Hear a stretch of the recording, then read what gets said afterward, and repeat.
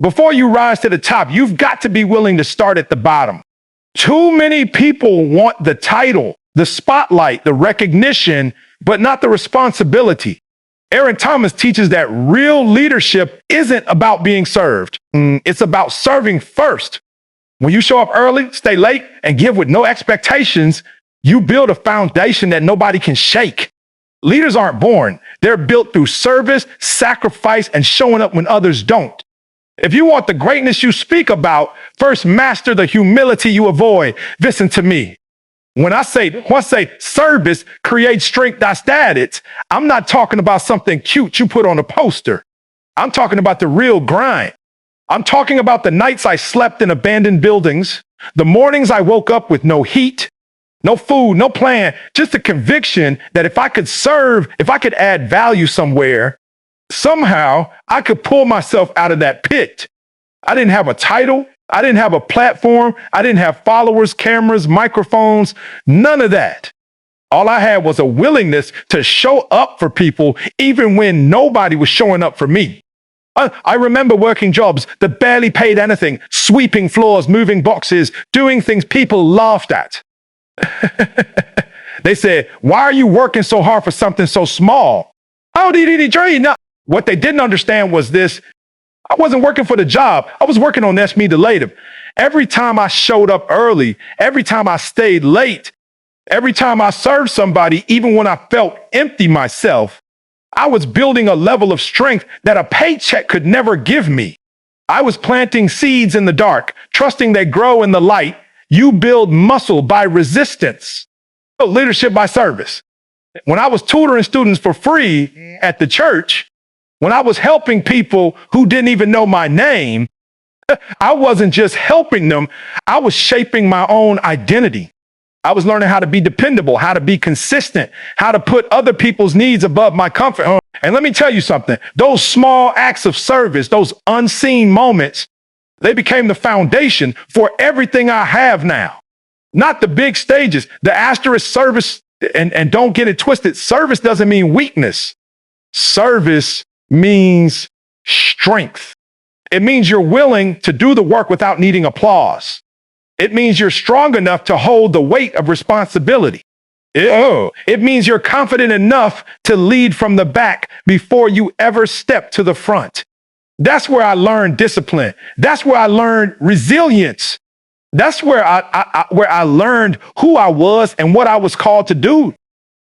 So if you're in a place right now where life feels heavy, where you're unseen, where your effort feels unnoticed, good. That's where strength is born. Serve your way out. Serve your way out. Serve your way up. Serve until you become the kind of person greatness can trust. And bands it. Because strength doesn't start when you're celebrated. It starts when you're serving. Okay, you've got to understand something deep. Leadership doesn't start when they hand you a mic, when they give you a title, or when people start calling your name.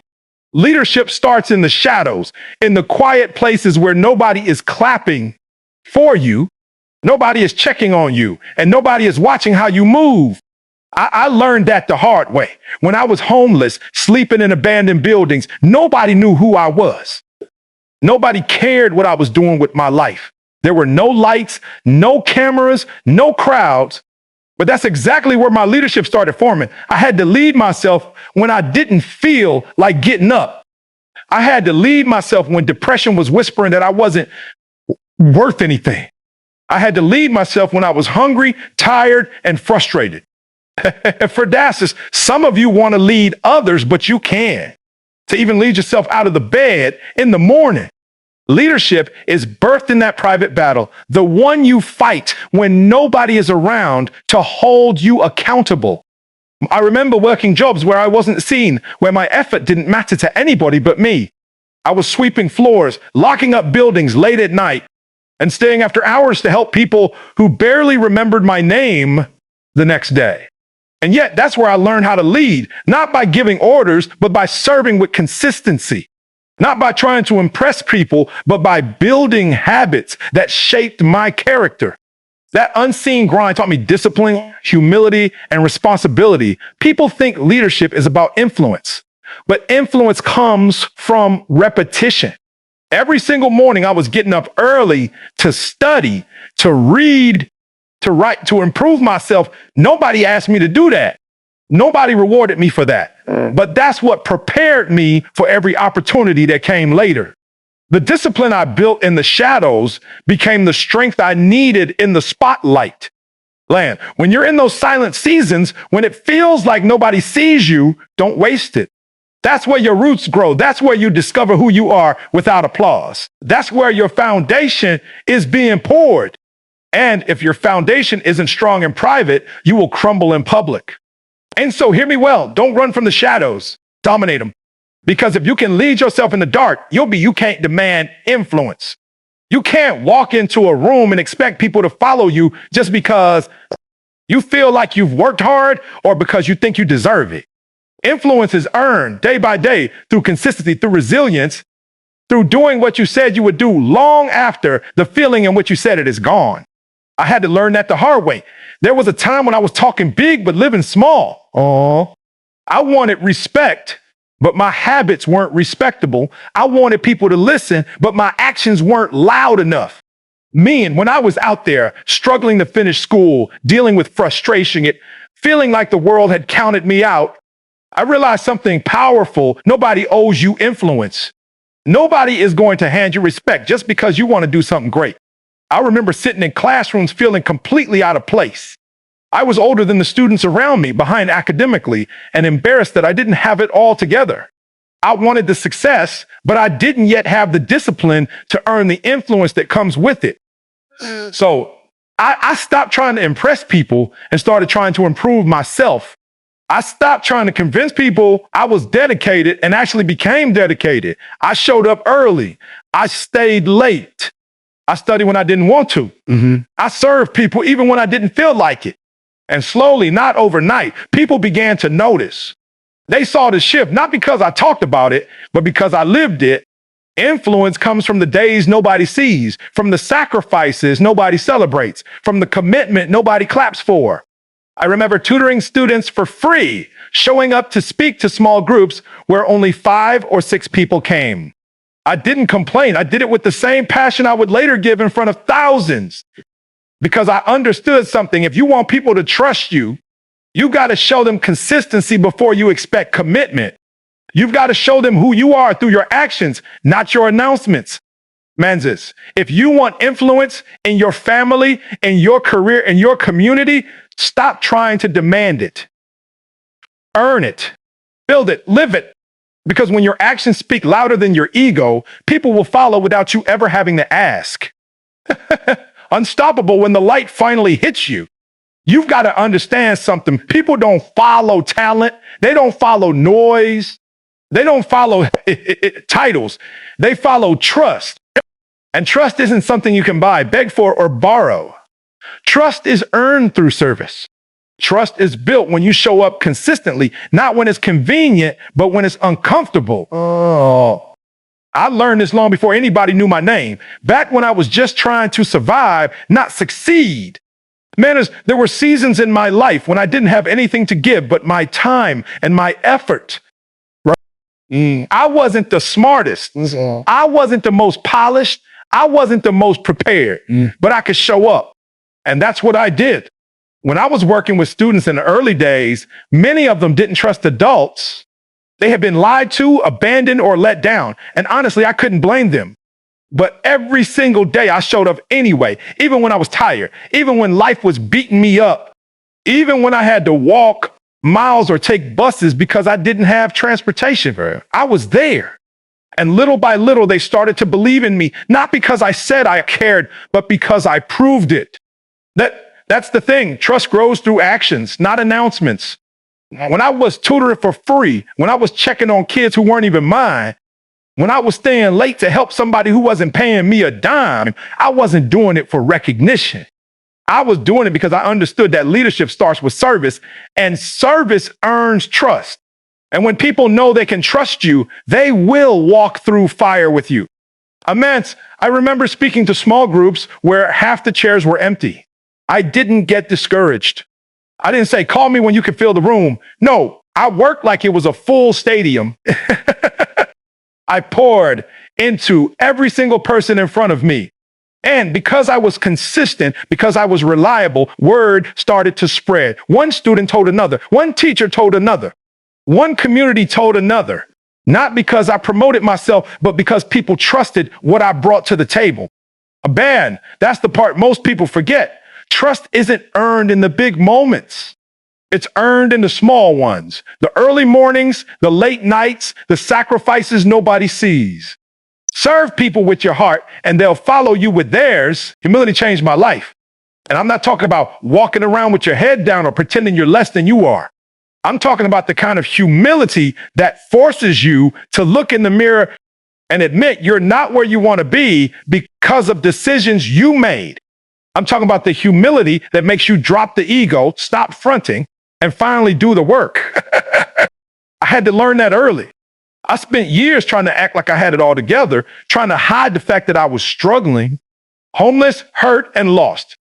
I thought if people saw my weakness, they stopped respecting me.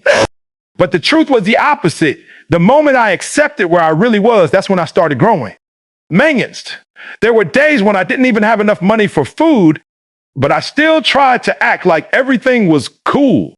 I was wearing humility on the outside, but pride was running my decisions. It wasn't until I finally said, I need help, I need to learn, I need to grow, that things began to shift. Humility opened doors. Pride kept shut. When I walked back into school after dropping out, do you know how humbling that was?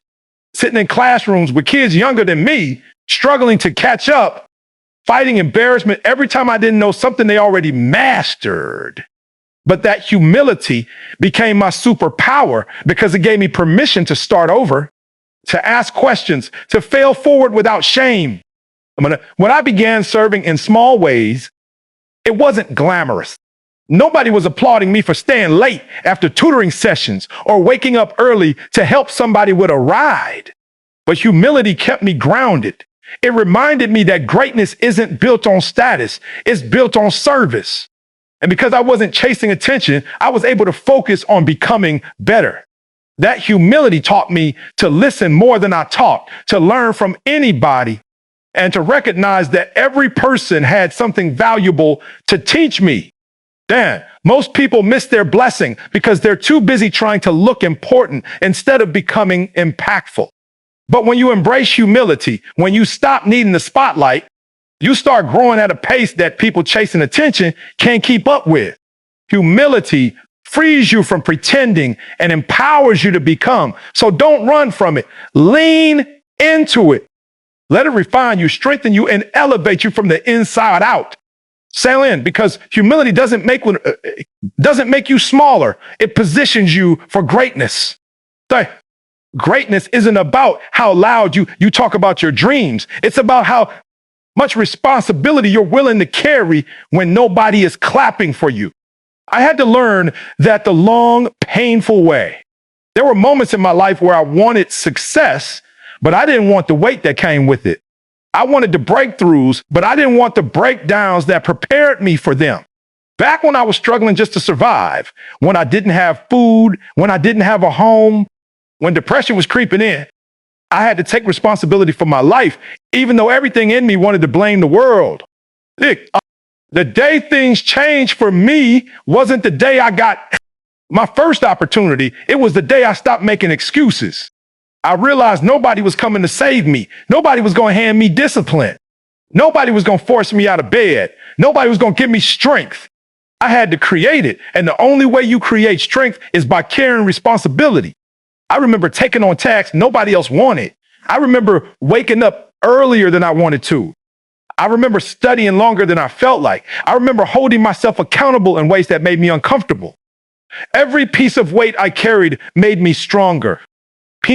When I was walking miles because I didn't have a car, I took responsibility for showing up.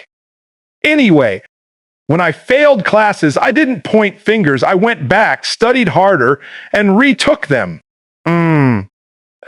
When I wanted to speak and nobody invited me, I spoke to empty rooms, small groups, and whoever would listen. That responsibility sharpened me like nothing else. That weight forced me to grow. And eventually, the same responsibility that felt heavy in the beginning became the reason people began to trust me, follow me, and believe in what I was building. When the people want greatness, but they avoid the pressure that creates it. They want leadership, but they run from the responsibility that defines it. Let me tell you, every blessing you're asking for comes packaged with responsibility. And if you can handle the responsibility, you always rise to the level of the greatness that's waiting for you. So don't shy away from doing the hard things. Don't dodge the weight. Don't hide from the pressure. Blend. Because the responsibility you embrace today becomes the strength you stand on tomorrow.